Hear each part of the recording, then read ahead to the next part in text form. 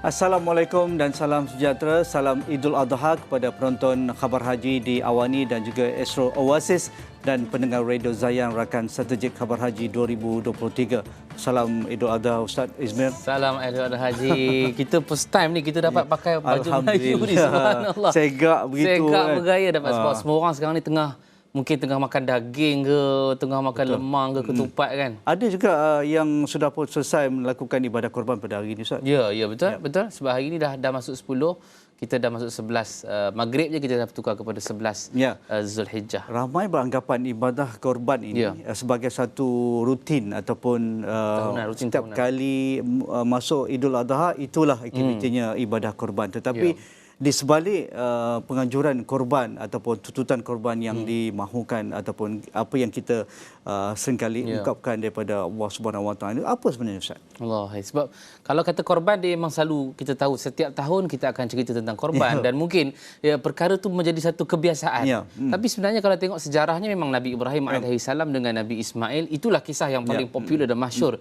yang diceritakan kepada kita dalam sirah Nabi dan itulah diambil sebagai syariat Islam untuk nak sembelih korban setiap tahun. Dan sebenarnya kita nak ceritakan bukan Nabi Ismail itu sendiri. Sebab Nabi Ibrahim ini kalau kita tengok daripada dia berkahwin dengan Sarah, tak ada anak. Dan sama juga bila mana dah berkahwin dengan Hajar dapat Nabi Ismail. Ujian yang berat yang Allah berikan kepada Nabi Ibrahim ialah ketika mana dah dapat anak, Allah perintahkan pula dia pergi ke Mekah. Pisahkan pula, baru lahir-lahir itu. Kemudian dah besar sedikit, diperintahkan pula untuk sembelih. Ini yang kita biasa dengar. Tapi kalau kata tersirat cerita tu Haji, dia bukan sebenarnya, sebab kita dengar, oh itu Nabi Ibrahim dengan Nabi Ismail, itu anak dia, bukan anak kita. Yang dimaksudkan sini juga ialah Ismail kita.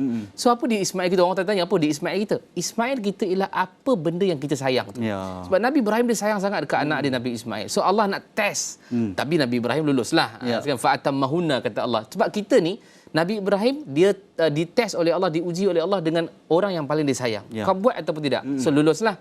Kita ni Allah nak test Ismail kita apa dia? Mungkin kita kata, Ismail saya Ustaz, wang saya lah. Mungkin isteri kita. Mungkin macam mana kita nak dakwah mereka? Mungkin waktu tidur kita je. Nak bangun qiyamul lail kita nak. Itu dah Ismail kita. Ataupun Ford Mustang kita. Itu Ford Mustang tu kan. Sekarang lah. Maknanya Ismail kita adalah benda yang kita sayang je. Jadi kalau kata apa ibrah yang boleh kita simpulkan dalam ibadah korban? Kita nak dapatkan bagaimana pengorbanan kita kepada jalan Allah. Kita kuat ataupun tidak untuk nak melepaskan. Itu masalah pada manusia ni, terutamanya di kalangan kita ni. Apa yang kita sayang seringkali kita anggap itu hak kita. Apabila kita nak lepas itu satu benda yang sukar, satu perkara yang mustahil. Sebab kita rasa kita cari, kita dengan cari siang dan malam ni kita punyalah. Tapi kita lupa bahawa yang memberikan kita, memberikan rezeki itulah sebenarnya itulah Allah punya. Dan bila kita cerita berkaitan dengan korban ni Haji. Jadi angkat sikit martabat ataupun perbincangan korban kita tahun ni lah Ustaz. Angkat sikit lah. Berubah sikit lah topik kita kan. Tapi kalau kita nak bincang bab korban pun sama juga. Sebab kalau tengok pagi tadi ramai yang dah sembelih korban. Ramai posting di sosial media. Ada yang, tapi janganlah bawa bukan ekor je, kepala-kepala hilang. Mana kepala ekor ke lembu? Mana saya punya batang pinang ya? Sibuklah ke situ. Itulah yang berlaku setiap tahun. Padahal itu bukan hak kita. Kita nak tahu berkaitan dengan korban. Maksudnya kita lebih mendidik jiwa korban. Sebab kadang ada orang juga minta upah je. Saya korban, saya lapar, saya sembelih, tak ada upah ke untuk saya. Daging ke pakai topi ke. Jadi kalau untuk upah tak ada masalah je. Bagilah upah, tapi jangan upah daging korban tu. Sebab kalau nak bagi upah, bagilah upah dengan duit ke. Ataupun mungkin nak bagi daging korban juga, pergi beli daging korban lain bagi. Tapi mungkin dia kata, saya ada nampaklah ada orang bagi dekat penyembelih dengan pelapar. Ya itu bukan upah. Itu mungkin dipanggil sebagai hadiah ataupun sedekah. Sebab dia 1/3 kan untuk orang keliling. So mungkin yang itu. Niat saja lain. So, jangan niatkan upah. Jangan samakan. Jangan samakan. Ni saya bagi daging ni dengan sebab awak dah sembelih ataupun dah lapar. Bukan. Dia niatkan sebagai hadiah untuk perbincangan kita. Tapi kita ada bingkisan juga di Tanah Suci bersama Ustaz Hafiz. Ya, kita nak bercerita juga berkaitan dengan korban ni. Nampaknya kita tak lepaskan Ustaz Hafiz. Sampai dah nak habis dah. Kita masih lagi pegang Ustaz Hafiz ni. Dah sibuk untuk melontar ke jamrah ni. Dia kena korban sikitlah. Itulah makna manifestasi korban tu Haji. Kita ada di talian sekarang ini adalah PU Hafiz untuk kita nak bercerita berkaitan dengan korban. Ustaz, bilakah waktu yang terbaik korban ini dan mungkin hikmah dan amalan-amalan korban yang patut kita tahu Ustaz? Silakan. Alhamdulillah, terima kasih pada Haji dan pada Ustaz, pada seluruh penonton di Asra Oasis dan Asra Awani. Kita tahu bahawa ibadah korban adalah ibadah yang sudah lama dilakukan sejak zaman Nabi Adam AS.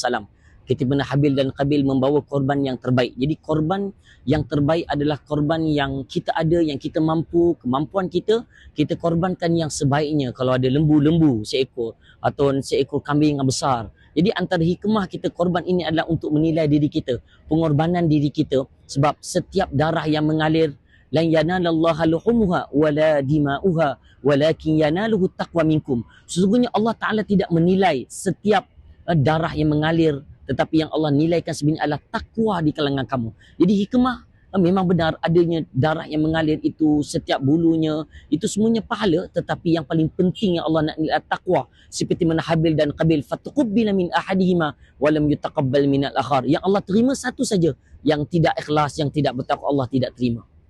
Ya, alhamdulillah Haji dan Ustaz. Kalau kita lihat sebenarnya korban ini dilakukan oleh baginda sallallahu alaihi wasallam setiap tahun, saban tahun, sekurang-kurangnya 2 kibas, kambing kibas. Tetapi pada hujungnya hayat baginda SAW nak menunjukkan kepentingan ibadah korban, Rasulullah SAW menyembelih sendiri ketika itu. Rasulullah membawa 100 ekor unta untuk dikorbankan. Subhanallah, kita seekor kambing pun kita kedekut, tapi lihat baginda SAW korban dengan korban yang besar, iaitulah yang disebutkan dengan 100 ekor unta dan 63 ekor disembelih oleh baginda SAW dan selebihnya sahabat Nabi yang lain yang menyembelihnya. Jadi ia menunjukkan kepada kita betapa pentingnya ibadah korban. Bahkan di sana adanya satu hadis Nabi SAW yang bermaksud bahawa mereka yang berkemampuan tetapi tidak berkorban, maka Nabi kita jangan mendekati ke rumah, yakni ke masjid kami, yakni ke rumah Allah. Sebab apa? Nak menunjukkan kepentingan khususnya orang yang mempunyai kemampuan, hendaklah mereka berkorban. Lebih-lebih lagi selepas COVID-19, ujian yang banyak, yang panjang ini, Allah beri kekuatan pada kita. Ya, Ustaz Hafiz, manifestasi korban seperti mana kita bincangkan dengan Ustaz Ismail sebentar tadi adalah mengucapkan syukur kepada Allah Subhanahu Wa Taala selepas segala kesusahan dan juga kesukaran, misalnya ketika kita menghadapi COVID-19, Ustaz Hafiz. Jadi, apa pandangan Ustaz supaya kita sentiasa melakukan ibadah korban ini? Ya, Haji dan Ustaz, kalau kita lihat itulah dia pengorbanan kita 2 tahun. Allah uji dengan ujian yang besar pada kita. Dan sebagai salah satu tanda kita bersyukur kepada Allah, baik syukur ni ada 3. Pertama, asyukru bil kalam, bil qaul, iaitu bersyukur dengan kata-kata. Subhanallah, alhamdulillah. Yang kedua adalah asyukur bil amal, dengan amalan kita. Kita bersyukur dengan kita berkorban sebagai contoh solat, baca Quran. Dan ketiga, kemuncak pada syukur itu asyukur bil qalb, iaitu syukur dengan hati kita. Sebab itulah ujian yang menimpa kita 2 tahun lebih COVID-19 ini.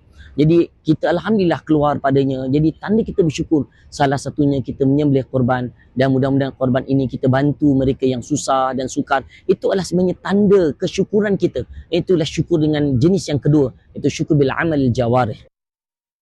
Mudah-mudahan kita menjadi orang yang bersyukur lah, kan? Betul. Dan kita nak tahu juga soalan yang terakhir mungkin daripada Ustaz. Korban ni juga dilihat sebagai perkongsian nikmat, Ustaz, dalam strata masyarakat dan juga sosioekonomi. Maksudnya mungkin berkongsi komen, lah, ya? berkongsi dengan kita. Komen, Ustaz. Kongsi rezeki. Baik, terima kasih kepada Haji dan Ustaz. Alhamdulillah, tuan-puan yang dirahmati Allah Ta'ala. Kalau kita lihat ibadah korban ni memang tidak dinafikan. Kenapa kita melakukan korban? Sebab salah satunya daging korban itu dia ada 3 bahagian. 1/3 kita digunakan untuk ahli keluarga kita. Kita makan sendiri. Dan 1/3 lagi kita berikan kepada saudara, ahli keluarga, ataupun kita sebut dengan jiran tetangga, kita nak buat jamuan. Dan 1/3 lagi kita berikan kepada fakir dan miskin. Kenapa kita perlu berikan? Sebab di situ adanya pusingan yang cantik. Islam ini kenapa hebatnya? Terdirinya kerana wakaf, terdiri kerana sedekah, kerana infak. Apabila orang yang kaya, yang berkemampuan berkongsi rezeki dengan orang yang memerlukan, inilah cantiknya Islam. Kalau kita mengeluarkan zakat 2.5%, apatah lagi kalau kita lihat dengan korban ini 1/3 dagingnya kita berikan kepada fakir miskin. Jadi sosio budaya khususnya dalam ekonomi dapat berkembang dengan baik. Yang susah dapat hidup dengan baik, dapat hidup seterusnya. Begitu juga orang yang kaya dapat mengeluarkan zakatnya, sedekahnya, dan mudah Allah berkati hidupnya untuk dia meneruskan kehidupannya seterusnya dan seterusnya, insya-Allah. Terima kasih kepada Haji dan Ustaz pada saya di Mekah Al-Mukarramah. Mudah-mudahan Saya doakan semua jemaah dan rakyat Malaysia diberkati dan dirahmati Allah. Ada rezeki kita jumpa lagi insya-Allah dalam khabar haji pada masa akan. Assalamualaikum warahmatullahi wabarakatuh. Waalaikumsalam warahmatullahi wabarakatuh. Sedih pula nak lepaskan Ustaz. Ustaz, rasa kita dah berada di hujung-hujung ni Allah. Macam-macam input kita dapat. Betul. Banyak sekali ilmu dikongsikan oleh Ustaz Hafiz walaupun dalam keadaan membimbing para jemaah bergerak dari Mekah ke Arafah ke Mina tapi sempat titipkan pesanan untuk kita. Banyak ilmu kita dapat. Dan saya tertarik yang tadi yang mana kita infakkan sebab kadang-kadang kita terlepas pandang benda yang infak ni memberikan. Sebab kita rasa bila kita keluarkan kita tak akan dapat balik. Betul. Kita rasa rugilah. Lepaskan apa Allah kita ada kata hak bahawa kita kan. wa ma anfaqtum min syai'in fa huwa yukhlifu. Apa yang kau infakkan pada jalan Allah, Allah akan ganti balik semula. Tapi keimanan kita itulah. Tapi saya tak boleh lupalah ketika tanah suci Ustaz, rezeki infak ni ataupun culture infak, budaya infak ni saya rasa memang biasalah di kalangan orang Timur Tengah lah, orang memang Arab Saudi biasa ni. bagi. Kerana waktu haji, kalau kita Ustaz pun waktu umrah, mereka ni dengan lori kontainer tu parking. Kalau di Arafah, di Mina tu dengan segala jenis bantuan dan makanan. Air mineralnya, air ada kurmanya, jusnya, kurmanya, rotinya. Kadang ayam panggang pun ada, burger pun ada. Dan sepanjang musim haji ni memang kita tahulah jutawan akan menginfakkan, sedekahkan segala jenis bantuan, payung lah, kadang-kadang ada SIM card lah, ada baju dan sebagainya. Makanan tu dah memanglah biasa. Sama ada di tanah suci ataupun sambil orang nak bagi orang miskin. Sambil orang nak bagi orang miskin kan. Sebab kadang bila kita tahu kita tu, saya tak ada duit sangat lah Ustaz, macam mana nak bagi. Tapi sebab kadang-kadang kita tak pernah cuba. Cuba buat dulu. Bila kita memberi, melepaskan apa kita ada, kita akan rasa lapang dan kita akan dapat balik itu yang sebenarnya. Itu kita tak tahulah. Kita mengharapkan redha Allah sebenarnya. Tapi sebab orang kata dia kata saya dah bagi dah tapi tak dapat pun, dia bukan on the spot. Dia kadang-kadang mungkin susah juga lah, sehari, 2 hari mungkin makan tahun. Itu sepahaman awam lah. Kalau macam tu ramai orang nak buat je, bagi dapat tu dapat tu. Tapi itulah sebenarnya yang kita nak dapatkan. Saya pengalaman yang tak boleh dilupakan apabila ke Tanah Suci. Saya sempat ke kawasan tempat ternakan kambing ataupun kibash ni untuk tujuan korban pada musim haji di Pasar Ka'kiyah. Di pinggir Kota Mekah kan, kalau Ustaz pernah pergi. Di situ segala jenis kibash, kambing biri-biri, unta dan juga kambing untuk ibadah korban boleh dipilih secara fizikal. Okey, saya nak yang gemuk tu. Saya nak yang kurus. Tetapi yang kurus ni memang tidak boleh dipilih. Kerana owner Pak Arab ni kata la, ambil yang gemuk. Itu yang wajib, yang afdal. Betul tak? Itu yang paling terbaik lah kan. Tapi kita mengharapkan juga Haji, semua jemaah-jemaah di sana mendapat haji yang mabrur. Itu topik kita besok Haji. Haji mabrur. Sedar tak sedar? Itu penutup kita. Sedar tak sedar apa besok maksud adalah Haji Mabrur, bukan Haji Marlboro. Bukan Marlboro. Tapi sedar tak sedar besok adalah episod yang terakhir bagi kita di Khabar Haji. Untuk kita nak bincangkan berkaitan dengan Haji Mabrur. Untuk esok kita akan berada dalam Khabar Haji 7:30 malam di Astro Oasis dan juga Astro Awani. Bukalah hati agar pengorbanan Aidiladha dapat dihayati bersama. Jumpa besok insya-Allah bersama dengan saya Izin Faris. Saya Nazrika. Assalamualaikum, salam Idul Adha.